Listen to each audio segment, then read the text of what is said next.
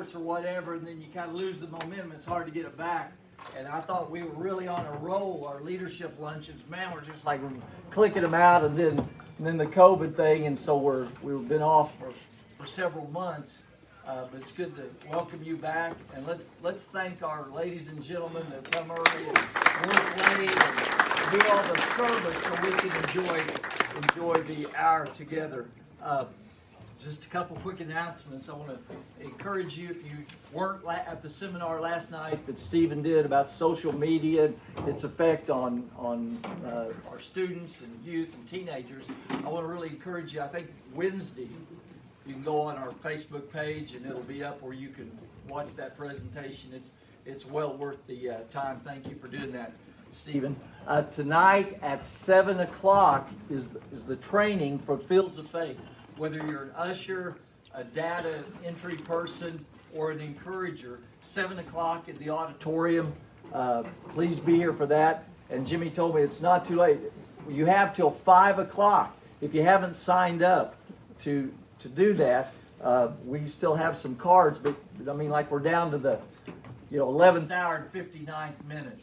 But this year, you say, oh, I've done that before. It's going to be different. They're doing different logistics because of COVID, and so Jimmy's going to share that with us tonight and exactly how it's going to play out and what we need to do. But this really is, it's all hands on deck, and God can really use you to help people. Just one last thing, as you leave, if you haven't got a prayer band or prayer reminder for Teresa Highsmith, somebody in our church purchased a number of these just to help us remember to pray for Teresa, and I thought that was a very nice thing to do, and so you get one of those. Okay? Okay. Well, anything else? Anybody have a good word? Okay. Well, let's get started. I want to do something a little different. I want to dedicate this leadership lesson to a man who would be here if he wasn't in heaven, and that's Mr. Golson. Tom Golson was faithful. He loved our leadership lessons. He was right there front row and always had an encouraging word when he was done. Well, so I've got something. Here's a book I'm going to talk about in just a minute. It's called It's Your Ship, Management Techniques from the Best Blank Ship in the Navy. And this is the edited, audited version, okay? And so I want to put this in the library. I wrote to Tom Golson. He fought the good fight. He finished the course. He kept the faith. 2 Timothy 4, 6 through 8. Thank you for being an example to us all of a life of faithful service to Christ and others. So just know that this is going in our library for Mr. Golson.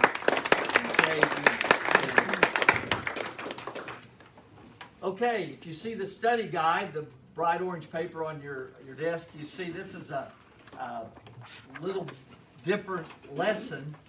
Scuttlebutt for leadership.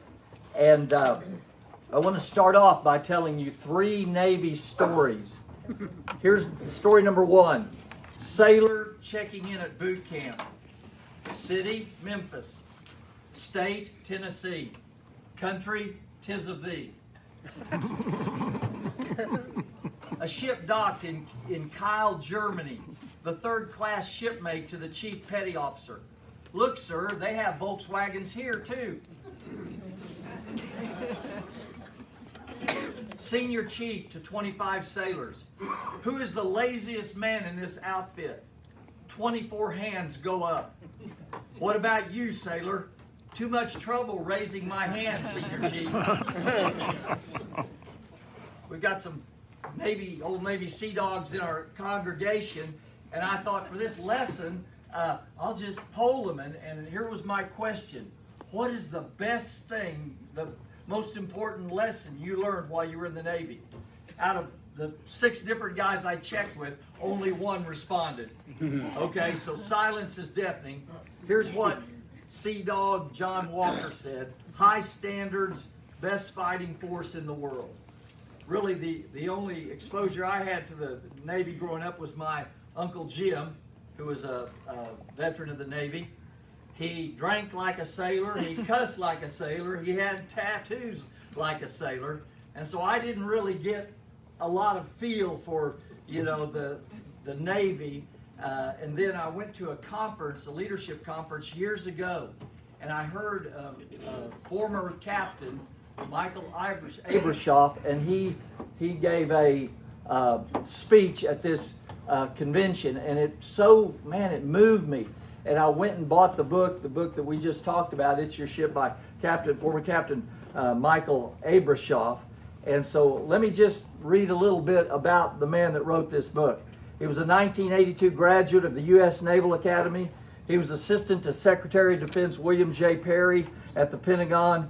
He was commander of the USS Benfold from 1997 to 1999 for 20 months.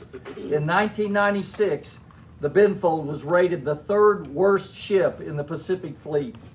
By 1998, it won the Spokane Trophy for being the #1 destroyer in the United States Navy in the Pacific Fleet, and the next 2 years was rated the #1 ship in the entire Navy, Atlantic and Pacific Fleet.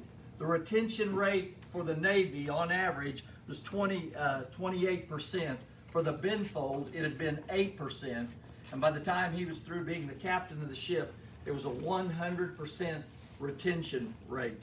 They operated on 75% of their budget, returning $800,000 to the United States Naval Department. They set records for pre-deployment training. The normal was 52 days. They set the record of 19 days being ready to deploy for military duty. And it really looks like after Captain Abra Shop retired, he's been on the speaking circuit, and that's probably where he's going to spend the rest of his life, telling the story of what happened to the USS Benfold. And so I read that book first in 2004. I've reread it twice, and it's a great read. But I wanted to share with you just 10 lessons that I learned from a man that's never been in the Navy, really didn't have much exposure to naval culture or any of that, but what I learned from his time. And so we'll talk about lessons learned on the USS Benfold. Number 1, serve better food. I was right. He said his first meal as a captain was disgusting chicken nuggets. And he learned early on that the way they procured their food was by the bid system, and whoever gave the cheapest bid was the supplier for food on the ship. And so they get this disgusting, sardines and those little pot pie tin things, and so he just saw, the morale of people on the ship, because they'd work and then they'd come in and eat the cheapest food they could buy. And so what he did, and it's a long story, but it literally took an act of Congress for them to go to the open market and procure their own food. But they got that. They got an act of Congress so that they could buy, go out and shop and work deals with food suppliers so they could do that. And so here's the deeper truth of that is there's one surefire way to decrease morale, and that's serve bad food, right? And so what do we think there? Here it is. Leader, what is one practical thing you could do right now that would increase the morale of your people? This is a pretty simple thing, but he saw there was something there that was hurting the crew of the ship and their morale, and he said, we can change that. And it took some changing, but they did that. I mean, what is it? I mean, just a simple thing like a candy bowl at a meeting, just that may be one thing, just a start of ways that you can improve and increase the morale of your people. Lesson number 2, fix what is yours to fix. My guesstimation is over 50% of our time, energy, and effort is working on things that we can't change. We worry about them, we fret about them, we think about them, we put energy in the system, and it's not going to change a thing. I mean, Abra Shop looked at it. He was not going to change the competition. He was not going to change the pay grade of the U.S. Navy. He wasn't going to change the scheduling of the fleets. There were a lot of things that they didn't like, that they had challenges, but he didn't have any control over. And so he decided not to work on things he couldn't control and work on the things that he could control by concentrated and focused effort. So what are 3 things that you and I can change as leaders? Number 1, we can change our own attitude. The second thing is we can change our communication skills. Number 3, go back to number 1 and 2. See, the bottom line is I control my thoughts. I control my attitudes. I control my words and my actions. If I handle that well, if I do a good job with my own attitude and I do a good job with my communication, I mean, I have lifted the boats on everyone in the harbor. Is there anything in my attitude that I need to change to make things better? Yes. Is there any way I could communicate better to make things better?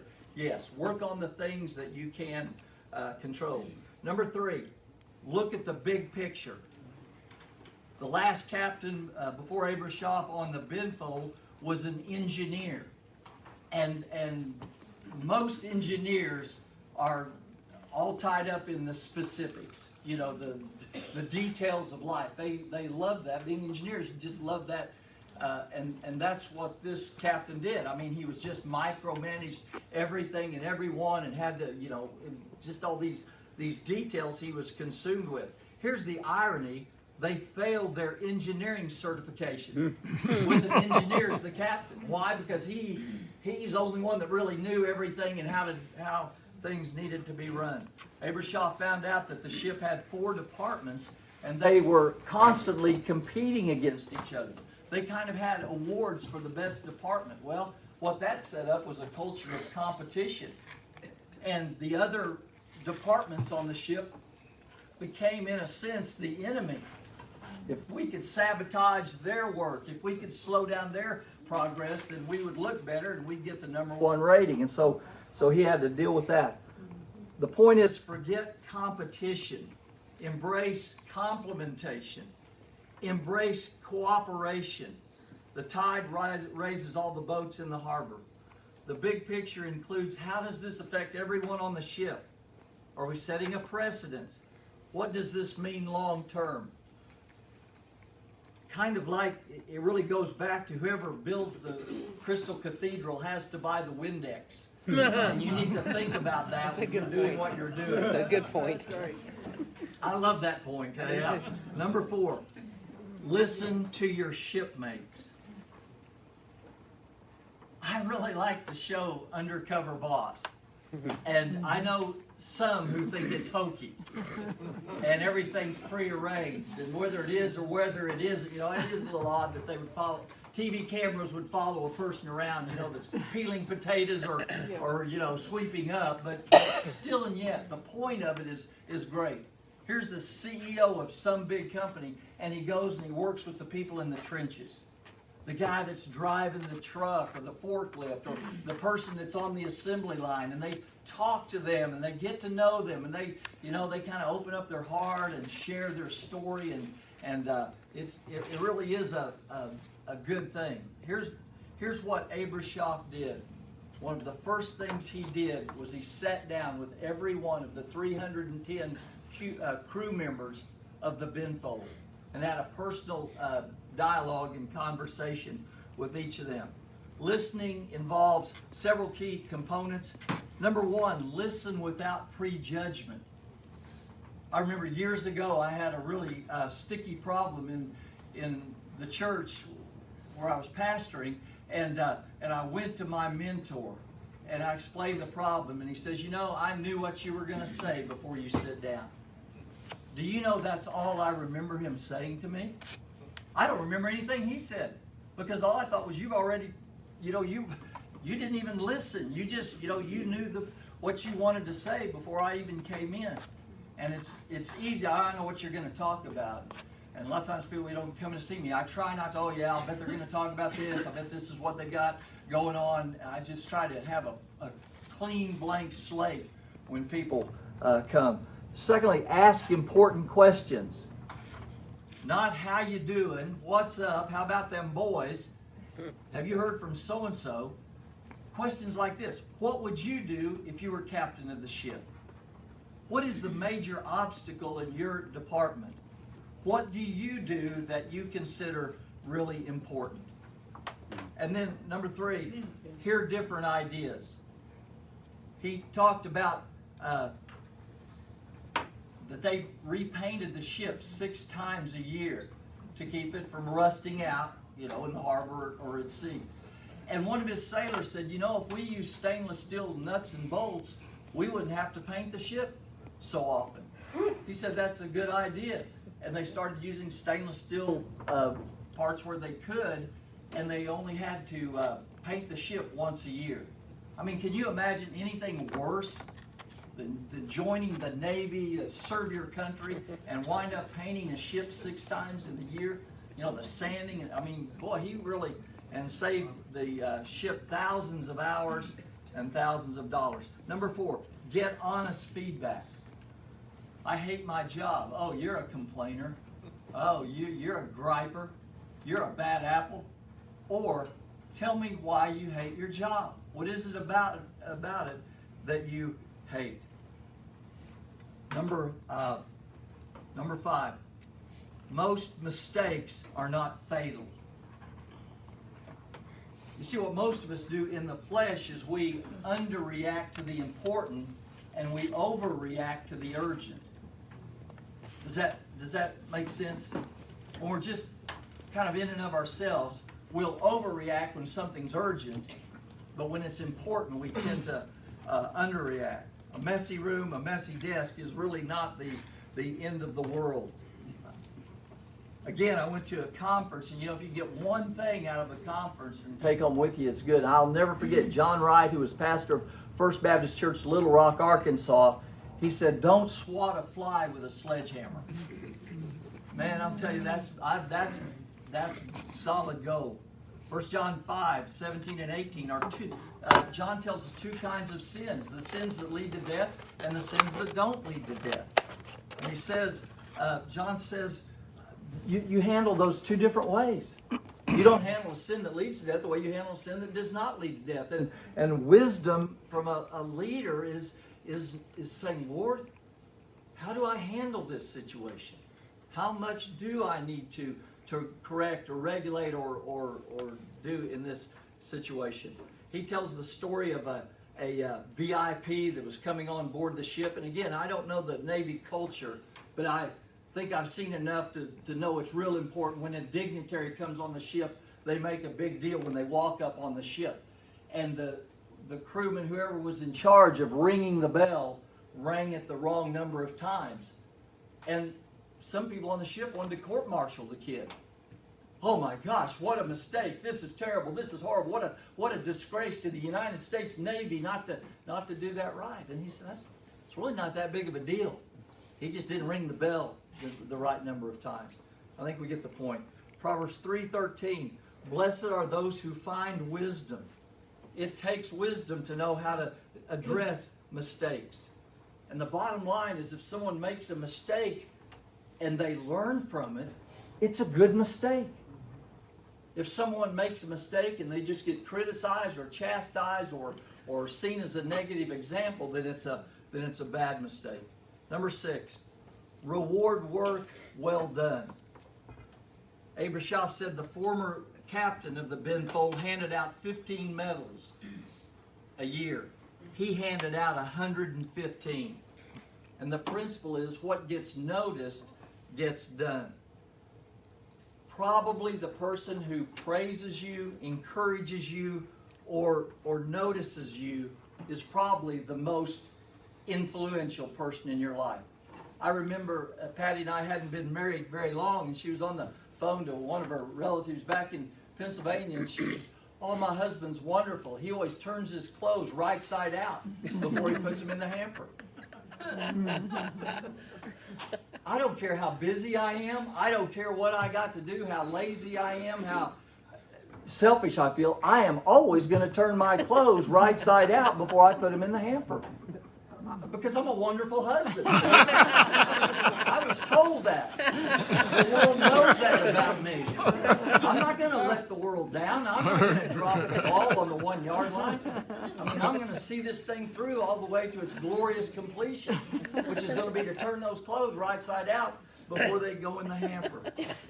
Listen, it's the little things that make such a big difference. He tells the story in the book about there was one seaman that just wasn't getting it. It seemed like everybody else, was doing well and picking up the pace and understanding the program and things, except this one. He was kind of just kind of that one that just wasn't getting it. And Abra Shop kept thinking, okay, what am I going to do? And he's like, well, do I get rid of him? Do I wash him out, or what do I do? And he brought him in and said, hey, here's what I want you to do. He says, just go call home and talk to your family. And the seaman, right after that, his attitude improved, his performance improved, everything improved. And he came back to me and says, hey, tell him about that call home. And he said, sir, that was the first time in my life my dad ever said he was proud of me. A life-changing event in that moment. Romans 12:15, rejoice with those who rejoice. Celebrate their victories. Isn't it interesting, the only time we have a party for somebody is the day they retire? That's like putting roses on the casket, right? Number 7, be the example you want to follow. We don't get what we want, we get what we are. And if we're negative or critical or sarcastic or angry or hateful, there's a high probability that that's going to be passed down to others. You know why God gave us children, don't you? So we can see ourselves without filters of defense. Oh, that hurts. So we can see what the attitudes, the values, the other things that we possess, but we don't want to look at. For us, I'm really passionate. For our kids, they need to control their emotions. For us, it's I say what's on my mind. For them, it's they need to be careful how they talk to others. Be an example of honesty, courage, which is just doing the right thing, love, and attitude. A positive, healthy, uplifting, encouraging, affirming attitude makes all the difference in the world. Number 8, set the bar high, but not too high. Again, I remember early on talking to my mentor, and he told me about a situation that happened in the pastorate, and he called all the staff together at midnight. And they all came down to his office, and they talked about this problem and how they were going to fix it. In my mind, see, what happened in my mind right then was that's what a strong leader can do. That's how I need to be able to do things where I can call a midnight meeting and everybody shows up and everybody wants to hear what I have to say. And that's where I set the bar for leadership. Man, and that's not realistic. Trying to get people to hemorrhage all the time over your plans and your ways and your ideas is just not a realistic thing to do. And if I'd heard the whole story of what happened, I'm sure I would have understood more of the dynamics. But was in my mind, strong leaders call meetings and everybody shows up ready to go. It doesn't matter. Nights, weekends, holidays, it just doesn't matter. Leadership is like goals. Set them out there, but don't set them so far out there you can't reach them. The story is told of Phil Jackson in 1991. The Lakers lost, I think, in the 6th game or the 7th game of the NBA Finals. And so he calls his team back together and said, okay, next year we're going to win the championship. We're setting goals for everybody to improve 25% in every area, 25% in rebounds, in shots, free throws, and all that. And he said immediately the performance just went down. And he called them together and said, what happened? They said, we can't do that. And he kind of shook it off and said, okay, here's what we're going to do. We're going to all improve 1% in our rebounds, 1% in our shooting percentage, 1% in our defense, and all those kind of things, and they won the NBA championship. Talking to Joe Merritt, Joe was a great Christian coach here, and he went on to Perrin Witt, and now he's in Weatherford. And I was talking with him about this, and he was talking about the head coach. And the year before, this coach, Weatherford had gone 0-10. And they got a new coach that came in, and he didn't say, hey, we're going to win the state championship. What he says is, hey, our first goal is we want to have a winning season. And then after that, we want to make the playoffs. And after that, we want to make the second round of the playoffs. And when I talked to Joe before I did this, they'd gotten a winning season. They were 7-4. They made the first round of the playoffs. They lost that game by 6 points. But they were on the track. They were on this track of slow, steady improvement. Number 9, build a team culture. I love what Jerry Kramer, the right guard, said about Vince Lombardi. He treated us all equally, like dogs.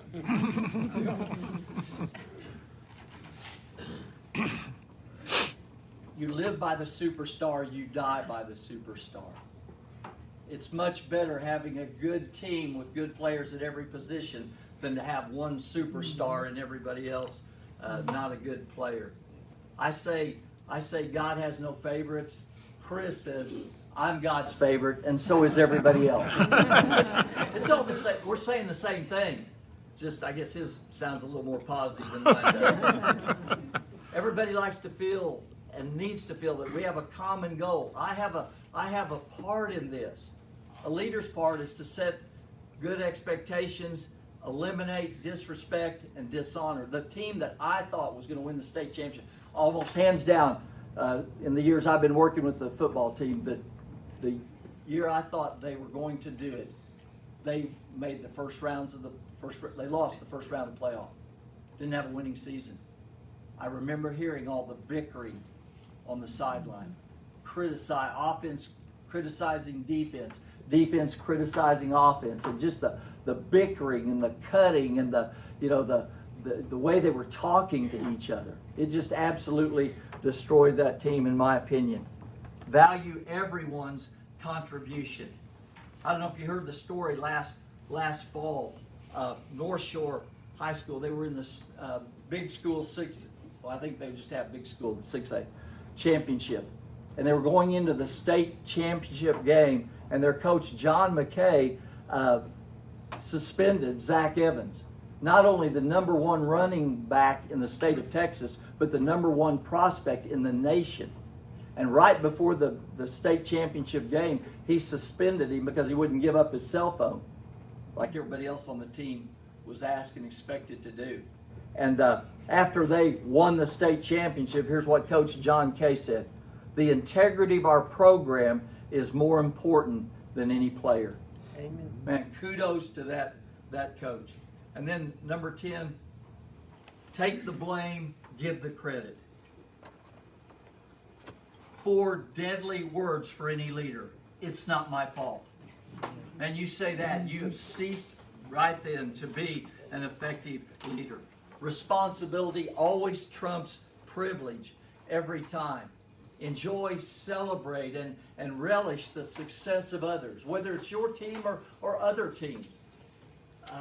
Just celebrate the victories. He tells a great story in the book about a radio man named John Rafalco.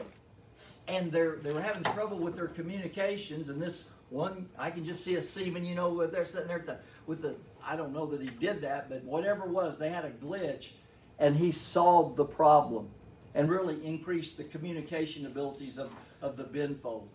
Well, the next meeting that Abra Shop had with a 3-star admiral, he took the radio man with him and said, "Sir, I want you to meet the man who fixed the communication problem that we had that has really affected the whole Navy." That's just basically saying everybody's important, everybody on the ship. And so, drawing this to a conclusion, one of the first people I met at Oak Street was Orville Johnson, and he was a career Navy man, and we all know Orville But anyway, on one of his trips to Japan, he went to an antique clock shop and got he had several clocks. But anyway, when I came on as pastor, he gave me that gift, a wind-up clock, beautiful clock. And a few months ago, it just quit working. I mean, I was winding that thing. I'd almost put a cheater bar on it, just trying to get it to run right.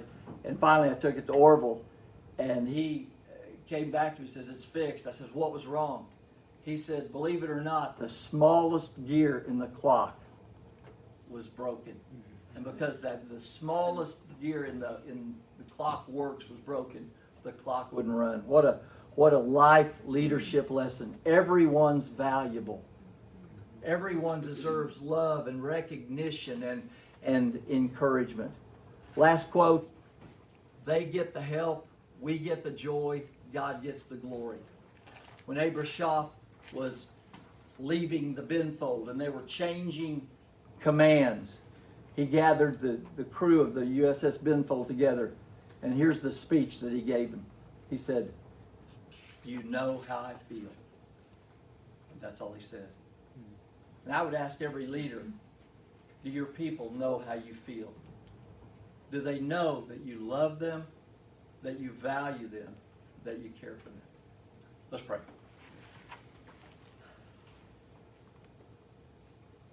Father, I thank you for this time. I just go back to this, Lord. Iron sharpens iron.